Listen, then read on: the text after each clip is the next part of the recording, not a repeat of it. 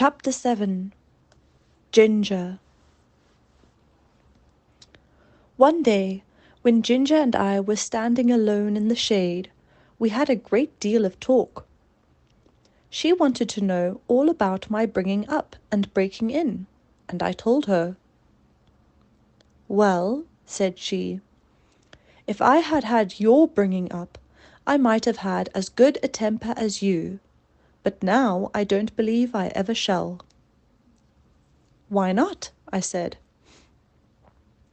"Because it has been all so different with me," she replied. "I never had anyone, horse or man, that was kind to me, or that I cared to please. For in the first place, I was taken from my mother as soon as I was weaned, and put with a lot of other young colts. None of them cared for me, and I cared for none of them. There was no kind master like yours to look after me and talk to me and bring me nice things to eat. The man that had care of us never gave me a kind word in my life. I do not mean that he ill-used me, but he did not care for us one bit further than to see that we had plenty to eat and shelter in the winter. A footpath ran through our field, and very often the great boys passing through would fling stones to make us gallop. I was never hit, but one fine young colt was badly cut in the face, and I should think it would be a scar for life. We did not care for them, but of course it made us more wild, and we settled it in our minds that boys were our enemies. We had very good fun in the free meadows, galloping up and down and chasing each other round and round the field, then standing still underneath the shade of the trees. But when it came to breaking in, that was a bad time for me. Several men came to catch me, and when at last they closed me in at one corner of the field, one caught me by the forelock, another caught me by the nose and held it so tight I could hardly draw my breath. Then another took my under jaw in his hard hand and wrenched my mouth open, and so by force they got on the halter and the bar into my mouth. Then one dragged me along by the halter, another flogging behind, and this was the first experience I had of men's kindness. It was all force. They did not give me a chance to know what they wanted. I was high-bred and had a great deal of spirit, and was very wild, no doubt, and gave them, I dare say, plenty of trouble. But then it was dreadful to be shut up in a stall all day after day, instead of having my liberty, and I fretted and pined and wanted to get loose.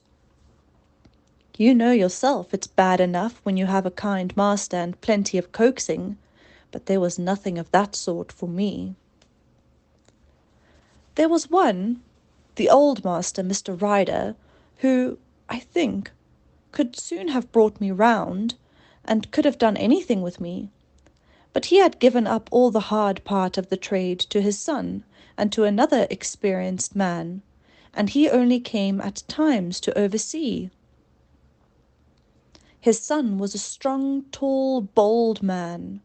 They called him Samson, and he used to boast that he had never found a horse that could throw him. There was no gentleness in him, as there was in his father, but only hardness. A hard voice, a hard eye, a hard hand. And I felt from the first that what he wanted was to wear all the spirit out of me, and just to make me into a quiet, humble, obedient piece of horseflesh. Horseflesh, yes, that is all he thought about. And Ginger stamped her foot, as if the very thought of him made her angry. Then she went on. If I did not do exactly what he wanted, he would get put out, and make me run around with that long rein in the training field till he had tired me out.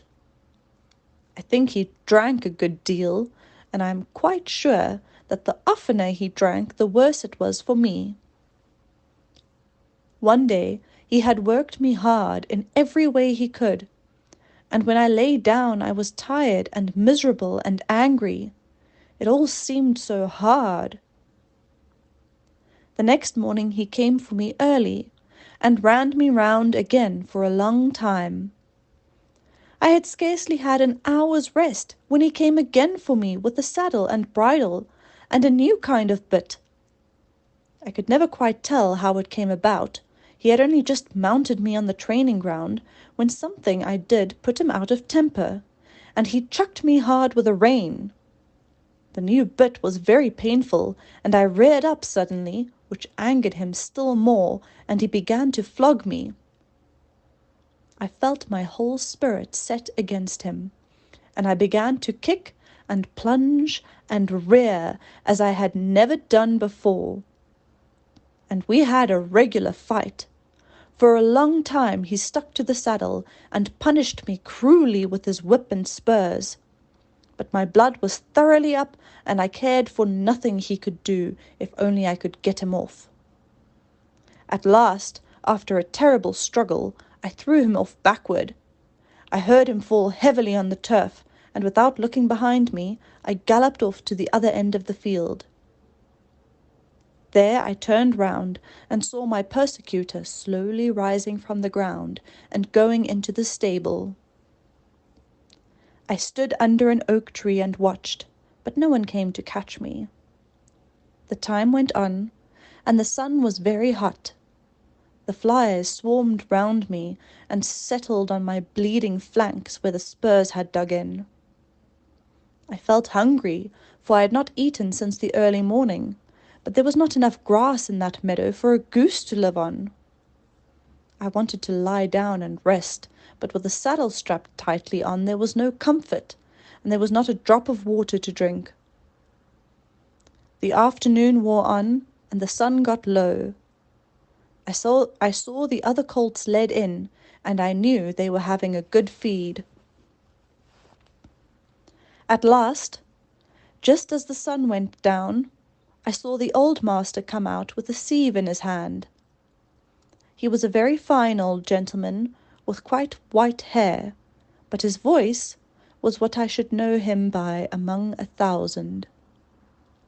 It was not high, nor yet low, but full, and clear, and kind.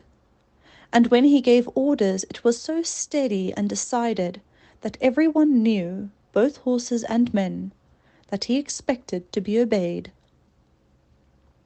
He came quietly along, now and then shaking the oats about that he had in the sieve, and speaking cheerfully and gently to me.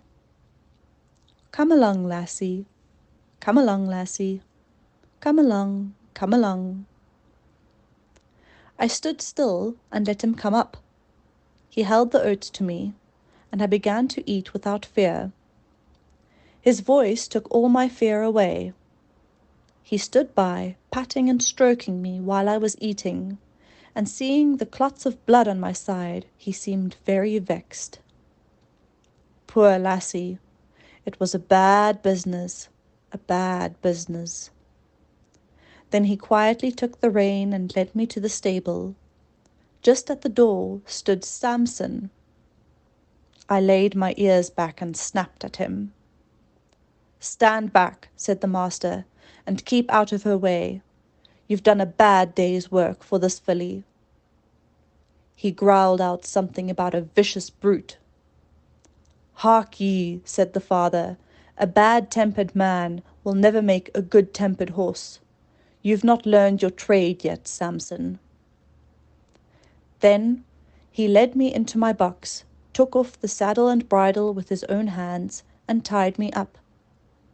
Then he called for a pail of warm water and a sponge, took off his coat, and while the stableman held the pail, he sponged my sides a good while, so tenderly that I was sure he knew how sore and bruised they were.